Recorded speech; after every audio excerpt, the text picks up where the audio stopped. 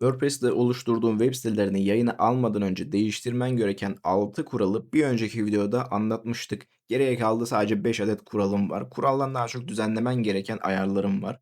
Bu 5 ayarı da yaptıktan sonra web siteni güvenle, gönül rahatlığıyla yayına alabilirsin. Gel şimdi hızlıca bu 5 ayara birlikte bakalım. Bakmadan önce unutmadan like attık mı? Attık. Abone olduk mu? Olduk. Yorum yaptık mı? Yorum da yapıver bir zahmet. Sonrasında hemen videoya geçelim. Evet, bu videoda anlatacağımız ilk kural varsayılan kullanıcı adımız. Burada kullanıcı adımıza gelelim ve buradaki kullanıcımıza bir bakalım. Burada genellikle admin kullanıyorsunuz. Hatta şifreyi bile direkt default olarak admin 1 2 3 gibi saçma sapan şifreler yapıyorsunuz. Bunlar karşılaşıldı. Vakti zamanında gördük bunları. Nedir? Sorun nedir? Yanlıştır. Çünkü admin standart olduğu için birisinin web sitesine girmek istediğinde zaten 2 adet şeye ihtiyacı var. Bir kullanıcı adı, 2 şifren. Kullanıcı adını sen direkt olarak admin olarak adama veriyorsun. %50 bilgiye zaten sahip oluyor. O yüzden buradaki kullanıcı adın kendi adın olur, farklı bir isim olur, tamamen farklı bir yapı olur. Ama admin olmasın. Şifre kısmına zaten girmiyorum. Şifreyi tamamen daha özelleştirebilir, güçlü bir şey kullanman gerekecek. Bu bizim bugün anlatacağımız ilk kurallardan bir tanesiydi. Hemen bir sonrakine geçelim. Bir sonrakini unuttum bakalım. Bir sonraki neymiş? Genel kategorisi. Genel kategorisi şu. Ayarlara geldim. Bu genelde miydi? Yazmadaydı herhalde. Genel neredeydi? Bu varsayılan yazı kategorisini değiştirmemiz gerekiyor. Bende şu an blok gözüküyor ama burada bir unkategorize olarak seçenek gelecektir. Bu nedir? Yazılara geldiğimde direkt yüklediğim yazı kategorilere bakalım. Uncategorize yani kategorisi yok. Ben hepsini değiştirmişim bu arada. Tabii bu yapılmış bir site olduğu için. Burada uncategorize yazacak sende. Böyle yazmasın. Sen buraya yeni bir kategori ekle. Bak buraya geliyorsun, yeni bir kategori ekliyorsun. Bunu blok olarak adını blok yapabilirsin, teknoloji yapabilirsin, istediğini yapabilirsin. Bu ne anlama geliyor biliyor musun?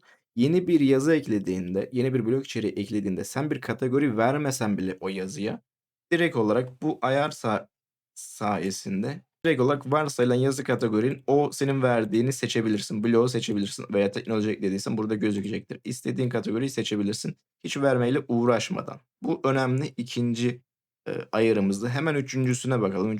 Üçüncüsü neymiş? Otomatik güncelleştirmeler. Şimdi tema ekliyoruz, eklentiler ekliyoruz. Bak burada bir sürü, burada 11 tane etkilentim varmış, 8'i etkinmiş. Burada da bir adet de temam varmış. Bunların otomatik güncellemeleri çoğunuzda açık oluyor. Açık olursa ne olur biliyor musun? Bu şimdi Helle Elementor'da çok olmaz ama senin temanda düşünelim.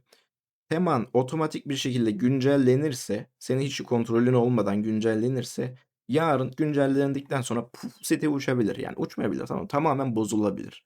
Niye? Çünkü yeni güncellemeyle bir şeyler değişmiştir, sıkıntılar ortaya çıkar.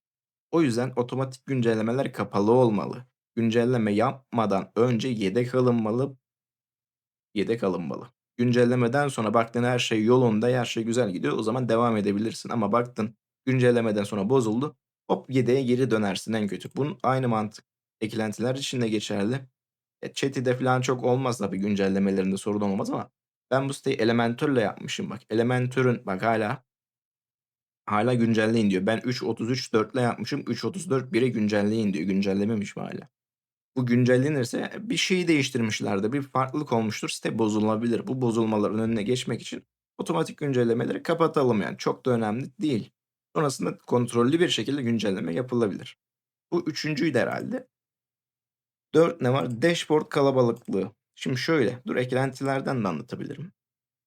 Eklentilere geldik. Bu alanlarda şu sağ üst tarafta bakın ekran ayarları var. Bu sayfadaki öğe sayısı 999'muş. Bunu mesela öğe sayısını 10 yapabilirim veya 5 yapabilirim. 5 yaptığımda ne olacak biliyor musunuz? Burada 5 tane eklenti gözükecek. Diğerleri şuradan bir sonraki satıra, bir sonraki sayfaya gidecek. Bu ekran ayarları, eklentiler için bu.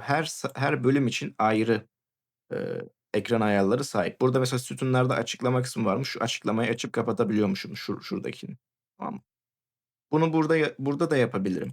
Sayfalara gidelim. Bak sayfanın ekran ayarları farklı. Bak burada daha birçok şey var. Ben buraya diller eklediğim için Türkçe, İngilizce, Almanca, Arapça dilleri gelmiş.